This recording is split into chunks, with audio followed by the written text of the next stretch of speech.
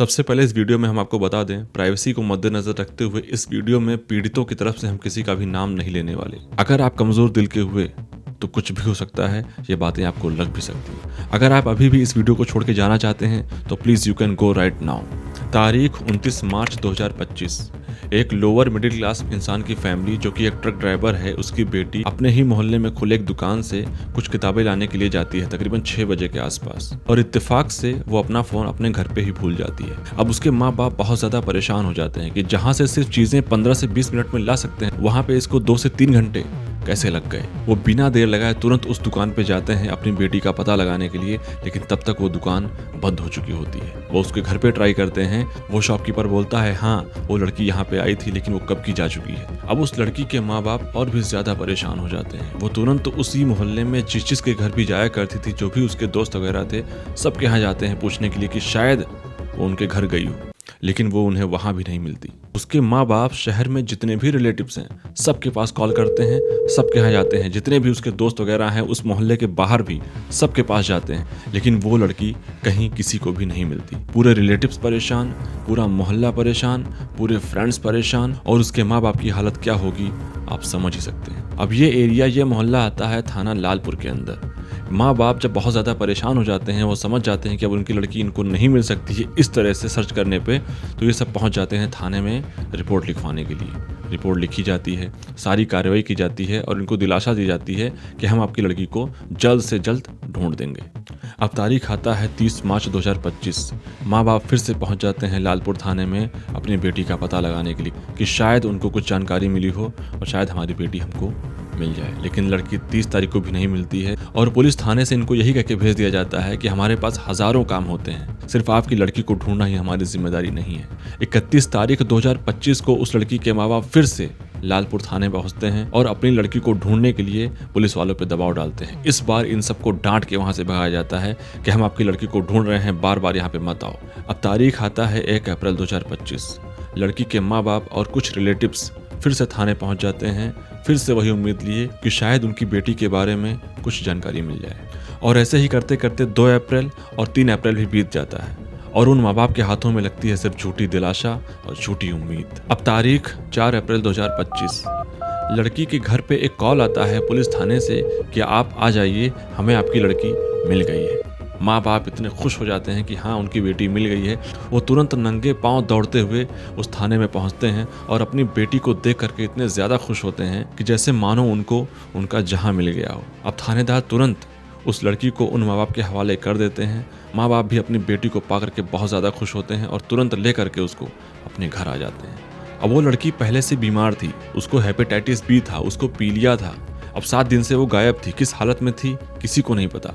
अब उसके माँ बाप उसको थोड़ा बहुत कुछ खिलाते हैं, उसको सुला देते हैं, और वो बहुत ही कम, मतलब उसको कुछ याद नहीं रहता कि उसके साथ हुआ क्या है। उस लड़की को कुछ भी नॉलेज नहीं होता है कि उसके अगल बगल कौन बैठा है, कौन क्या कर रहा है। वो बस चुपचाप लेटी रहती है। और यही करते करते 4 अप्रैल और 5 अप्रैल बीत जाता है। जिस दिन उस लड़की को कुछ होश आता है, वो अपने आसपास मेल्स को देख करके, उसके जो कजन्स वगैरह थे, उसके जो भाई वगैरह थे, दोस्त वगैरह थे, उनको देख करके एकदम डर सी जाती है और बहुत तेज से चिल्लाती है। और फिर अपने जुबान से जो कहानी वो अपने माँ बाप को सुनाती है, आपके पैरों तले जमीन खिसकने वाली है भाई साहब। Today we gonna talk about Varanasi case. जब वो लड़की 29 मार्च 2025 को उस स्टेशनरी शॉप से बुक लेके निकल रही होती है, तब उसे उसके कॉलेज का एक दोस्त मिलता है जिसका नाम होता है राज विश्वकर्मा। अब बहुत दिनों बाद वो उसको मिलता है तो उसको कॉफी ऑफर करता है। अब वो उस लड़के से काफी दिन बाद मिली थी तो उसको ना नहीं कर पाती, और राज के बताए हुए कैफे में वो उसके साथ कॉफी पीने के लिए चली जाती है। और यही हो जाती है उस लड़की से उसकी लाइफ की सबसे बड़ी भूल। उस लड़की ने अपने बयान में पुलिस वालों को बताया कि कॉफी पीने के बाद में मुझे कुछ भी याद नहीं कि मेरे साथ क्या हुआ। हाँ, जब भी मुझे होश आता तो मैं शहर के अलग अलग जगहों पे पाई जाती। मुझे लगता कि मैं किसी और जगह पे आ गई हूँ। हाँ, आप बिल्कुल सही सोच रहे हैं, उस लड़की के साथ हुआ था। जब राज विश्वकर्मा उस कैफे के रूम से बाहर निकलता है उस लड़की को अंदर छोड़ के, तो उसके 2 और दोस्त मिलते हैं जिनका नाम है सोहेल खान और साजिद गुलाम। ये दोनों भी उस लड़की के दोस्त होते हैं। इस लड़की के पीठ के पीछे इसके दोस्तों ने सबसे ज्यादा छुरा भोंका।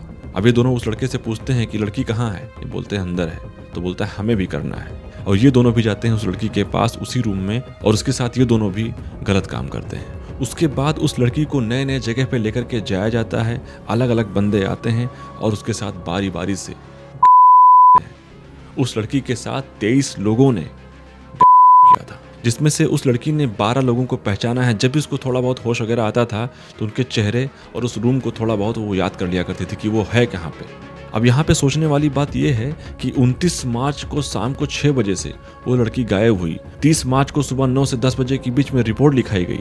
4 मार्च को लड़की मिलती है पुलिस वालों को। पुलिस वालों ने 7 दिन तक गायब हो रखी लड़की का मेडिकल कराना भी ठीक नहीं समझा, जो कि सिर्फ और सिर्फ 19 साल की थी। इवन 6 अप्रैल 2025 को थाना लालपुर में लड़की के द्वारा बयान दिए जाने के बावजूद भी कि उसके साथ 23 लड़कों ने किया है अलग अलग जगहों पे पूरे बनारस की गलियों में, जिनमें से वो 12 लोगों को जानती भी है, उसके बावजूद पुलिस ने कोई एक्शन नहीं लिया। अब तारीख आता है 12 अप्रैल 2025।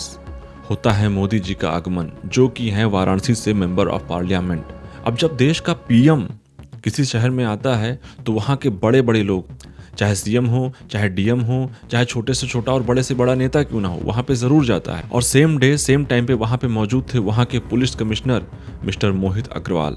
अमूमन देखा जाता है कि जब भी कोई सीएम या पीएम किसी दौरे पे जाता है तो वहाँ के पुलिस वालों को, वहाँ के डीएम को, वहाँ के एसपी को, वहाँ के कमिश्नर को बधाई देता है कि हाँ बहुत अच्छा काम कर रहे हैं और ऐसे ही आगे करते रहिए। लेकिन इस बार पीएम ने खुद कमिश्नर से बोला कि क्या रवैया अपना रहे हो आप इसके लिए। उन्होंने कमिश्नर को सख्ते में लिया कि इस तरह की वारदात दोबारा ना हो। सोचिए, इस घटना के बारे में पीएम तक को नॉलेज है, लेकिन बनारस की पुलिस अभी भी सो ही रही थी। पुलिस वालों ने भी सोचा कि जिस मामले में पीएम खुद हिदायत दे रहे हैं और बात कर रहे हैं, तो सोचिए वो मुद्दा कितना बड़ा हो सकता है। अब पुलिस वालों को लगा कि ये मामला काफी ज्यादा सुर्खियां बटोर रहा है, काफी ज्यादा नेट पर इसका बवाल चल रहा है। तब उन्होंने लड़की के बयान के आधार पे राज विश्वकर्मा को गिरफ्तार किया और फिर परत दर परत पूरा केस खुलता चला गया। जब उस लड़की के दोस्त राज विश्वकर्मा को 3rd डिग्री टॉर्चर दिया गया, पुलिस वालों का सबक सिखाया गया, तब उसने एक नाम लिया, अनमोल गुप्ता, इस पूरे गिरोह का